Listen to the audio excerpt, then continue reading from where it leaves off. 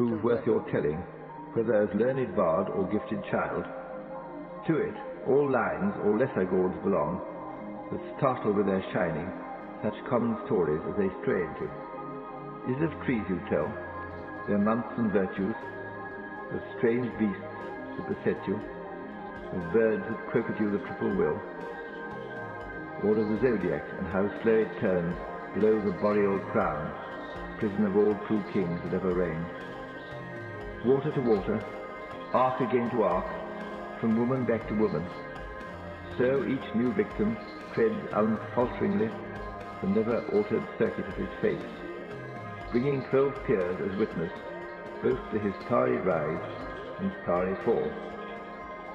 Or is it of the Virgin's silver beauty, all fish below the thighs? She in her left hand bears a leafy quince, when with her right she crooks a finger, smiling, how may the king hold back?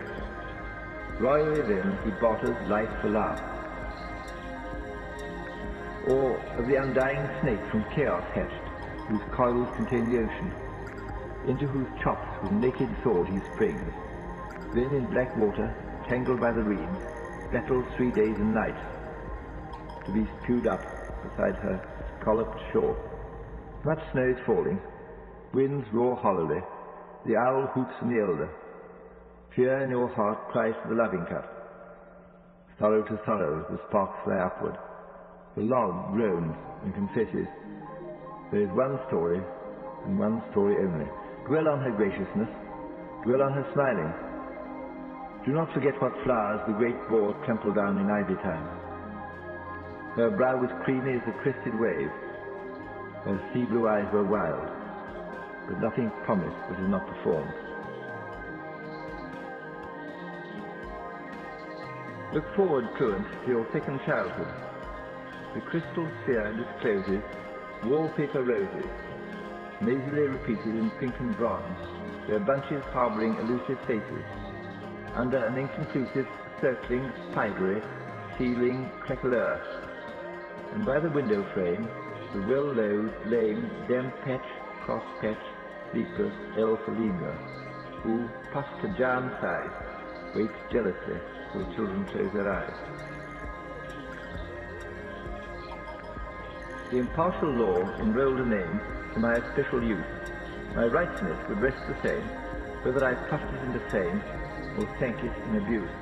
Robert was what my parents guessed when first they peered at me, and Graves, an honourable bequest with Georgian silver and the rest, from my male ancestry. They taught me, you are Robert Graves, which you must learn to spell, but see that Robert Graves behaves, whether with honest men or knaves, exemplarily well.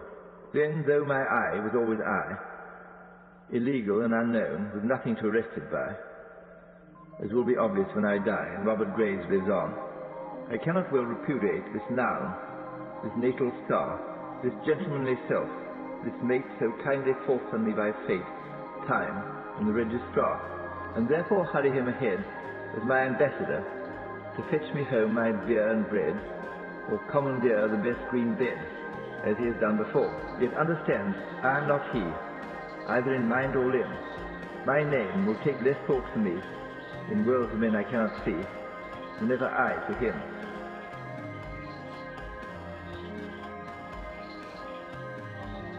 To die with a forlorn hope, but soon to be raised by hags the spoilers of the field, to elude their claws, and stand once more on a well-swept parade ground, carved and bemedalled, sword upright in fist, at head of a new, undaunted company.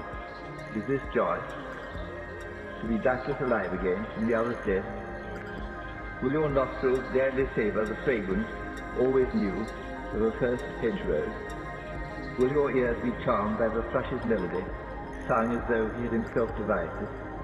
And is this joy, after the double suicide, heart against heart, to be restored in time, to smooth your hair and wash away the lifeblood, and presently seek a young and innocent bride, whispering in the dark, forever and ever?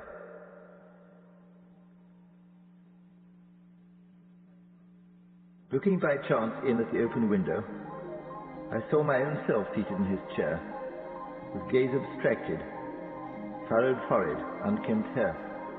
I thought that I had suddenly come to die, that to a cold corpse this was my farewell, until the pen moved slowly upon paper and tears fell.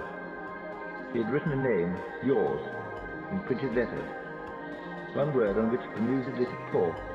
No protest, no desire, your naked name, nothing more. Would it be tomorrow? Would it be next year? But the vision was not false, this much I knew.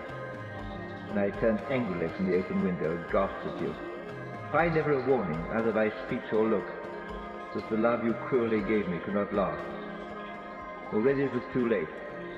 The bait swallowed, the hook fast. A perverse habit of cat goddesses, even the blackest of them, black as coal, save for a new moon blazing on each breast, with coral tongues and beryl eyes like lamps. Long-legged, pacing 3 by 3 in 9. This obstinate habit is to yield themselves in very similar love ecstasies to tatter-eared and slinking alley toms, no less below the common run of cats than they above it, which they do for spite, to provoke jealousy.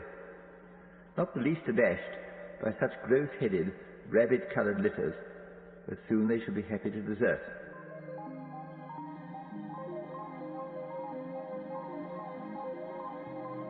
Five summer days, 5 summer nights, the ignorant, loutish, giddy blue fly hung without motion on the cling peach, humming occasionally, "Oh my love, my fair one," as in the canticles. Magnified 1,000 times, the insect looked farcically human. Laugh if you will. Bald head, cage-fairly wings, rear eyes, a caved-in chest, hairy black mandibles, long spindly thighs.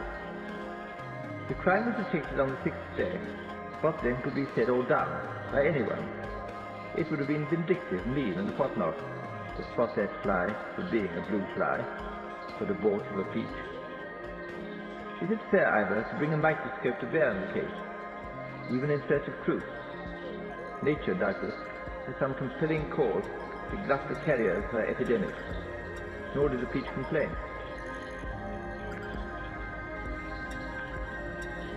How most unnatural seeming, yet how proper.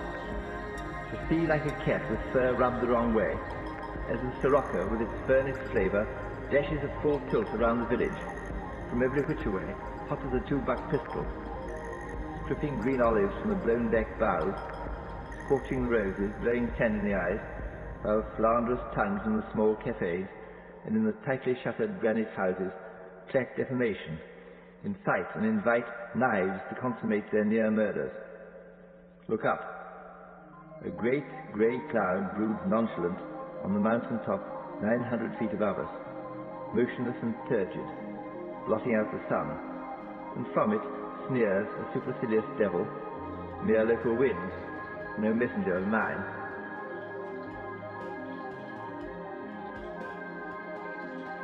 Finest, apparent on an earlier page, with fallen obelisk for colophon, must this be here repeated? Death has been ruefully announced, and to die once is death enough, to be sure, for any lifetime. Must the book end, as you would end it, with testamentary appendices and graveyard industries? But no, I will not lay me down to let your cheerful music mar the decent mystery of my progress. So now, my solemn one, leaving the rest unsaid, rising in air as on a gander's wing, with a careless comma. This has been Harper Audio. HarperCollins is the copyright owner of this recording and has consented to a limited distribution of Harper Audio as an 8 kHz computer sound file on Internet Town Hall. It is a violation of United States and international copyright laws to copy these recordings in any other way. Harper Audio is a trademark of HarperCollins Publishers, Inc. To order a copy of this tape or to request a catalog of all Harper Audio spoken word cassettes, please call 1-800-C-HARPER or 717-941-1214 or send mail to harper@town.hall.org. This has been a production of the Internet Multicasting Service. Support for Harper Audio is provided by HarperCollins and by Sun Microsystems and O'Reilly & Associates. Network connectivity for the Internet Multicasting Service is provided by UUNet Technologies and MFS Datanet.